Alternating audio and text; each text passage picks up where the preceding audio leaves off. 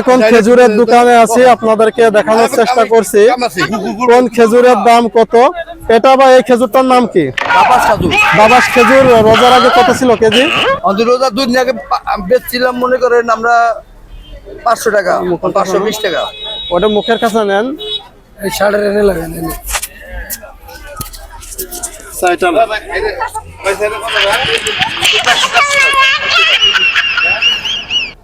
রমজানের আগে কত ছিল এটার দাম? এটার দাম ছিল 500 টাকা। এখন কত? 520 টাকা দাম বাড়ছে, একটু 200 টাকা কারণে বাড়ছে, 20 টাকা দিতে পারছে। এখন কেজি কত হয়েছে? 520। 520। এটা কি খেজুর? এটা সুগারু। এটার প্রতি কেজি কত? ওটা প্রতি কেজি হইলো আপনার আপনার 700 টাকা। এটা সিরিয়ালটা বলে দেন আপনি। এটা হলো আপনার কালমি, এটা হলো 1000 টাকা। 1000 টাকা কেজি। আজুয়া হলো 1100 টাকা কেজি। 1100 টাকা কেজি। কাঁচা এইটা এইটা ডান্ডিয়ালা, এটা হলো মনে করেন আমরা 700 টাকা কেজি। 700 টাকা কেজি।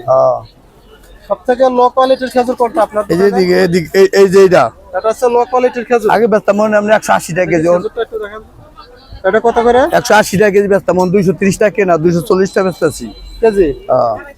আর এটা সুকারু, এটা হলো আপনার 500 টাকা কেজি।